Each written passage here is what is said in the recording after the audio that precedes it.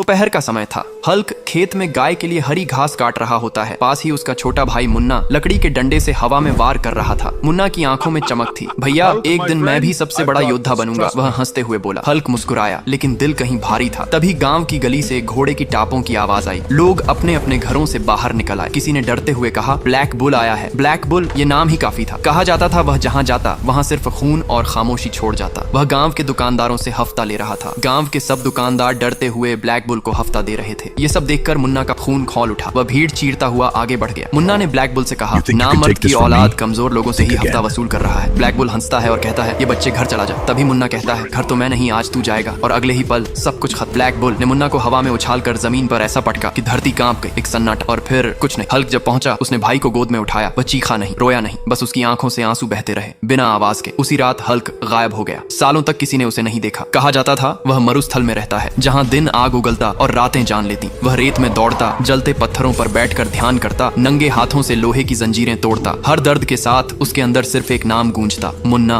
पूरे 9 साल बीत गए। एक दिन ब्लैक बुल ने पूरे गांव में ऐलान करवाया कि अगले दिन गांव में एक बहुत बड़ी कुश्ती होने वाली है। अगर कोई पहलवान मुझे हराएगा तो मैं गांव में से किसी से भी हफ्ता वसूल नहीं करूंगा, लेकिन एक शर्त थी कि जगह सूखा रेगिस्तान। जीतने वाला राजा कहलाएगा, हारने वाला जिंदा नहीं बचेगा। ब्लैक बुल सूखे रेगिस्तान के अखाड़े में दहाड़ रहा था। सबसे पहला मुकाबला होता है रेड बुल और ब्लैक बुल में। दोनों में लड़ाई शुरू होती है। तभी ब्लैक बुल रेड बुल को ऐसा मारता है जिससे कि उसके प्राण पखेरु उड़ गए। देखने आए लोग कहाँ उठे, तभी दूर से आंधी उठी। रेत के बीच एक परछाई चलती हुई आई। वह हल्क था। आंखों में न गुस्सा था न डर, सिर्फ अधूरी कहानी का अंत। लड़ाई शुरू हुई। ब्लैक बुल ने वार किया। हल्क गिरा, लेकिन उठा, फिर गिरा, फिर उठा। और तभी कहानी सुनाने वाला बोला, भाइयों, अगर तुम चाहते हो हल्क जीते तो अभी लाइक और सब्सक्राइब करो। हल्क की आंखों में मुन्ना की मुस्कान चमकी। उसने पूरी ताकत लगाई और ब्लैक बुल को उठाकर जलते रेगिस्तान में दे मारा। और फिर शांति। हल्क बैठ गया। रेत पर गिरते आंसुओं ने आग बुझा दी। आज बदला पूरा हुआ था, लेकिन भाई की कमी हमेशा रहेगी।